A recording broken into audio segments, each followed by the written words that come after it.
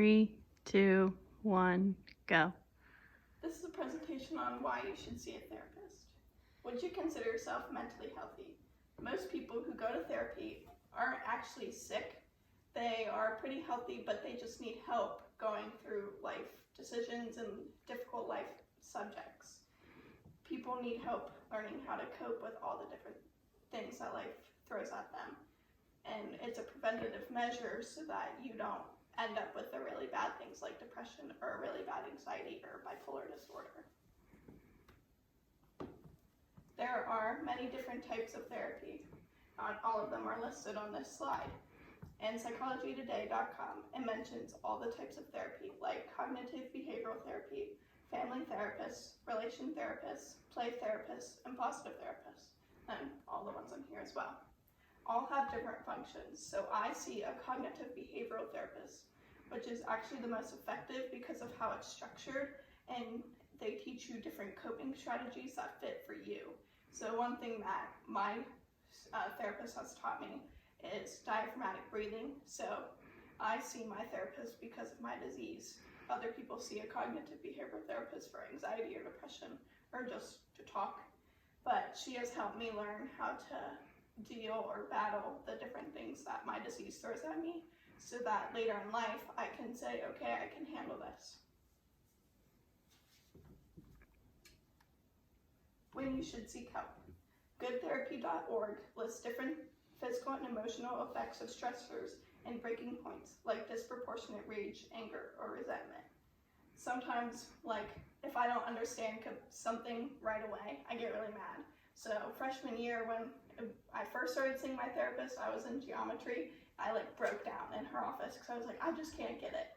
She has helped me learn that just because you can't get something right away doesn't mean you can't get it at all. When you seek help, they help you learn your body's breaking points. And there's parasympathetic and sympathetic nervous system.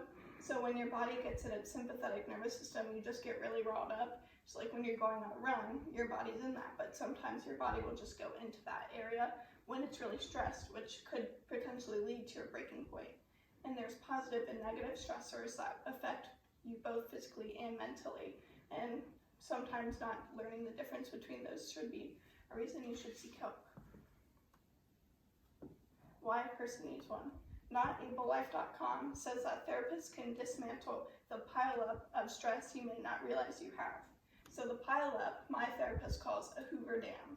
So we talk about her patients, some of her clients, and me personally pile up all our stressors, and then it just kind of breaks. And we have learned, when it's here instead of here, how to lower it. And so those coping skills that she has taught me, like grounding. So grounding is 5 things you see, 4 things you feel, 3 things you hear, 2 things you smell, 1 thing you taste. So those coping skills can help you lower all those things that life throws at you.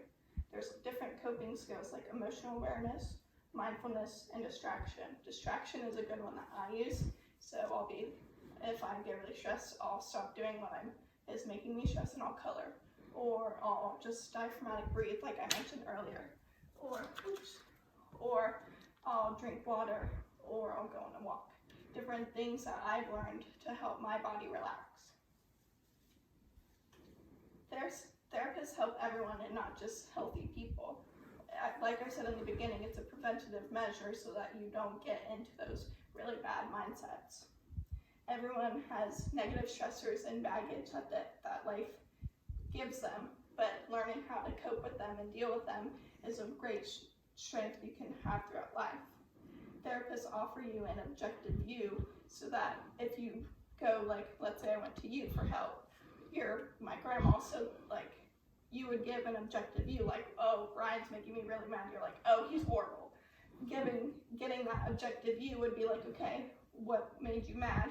How can you handle it later? So instead of them getting emotional with you, they help you think through it. There's many places to find therapists, like a hospital. They have private practices, or for kids, you could find them in schools. Finding your perfect therapist might take a few tries. I got mine on the first try, but finding the perfect one that fits you is the best option.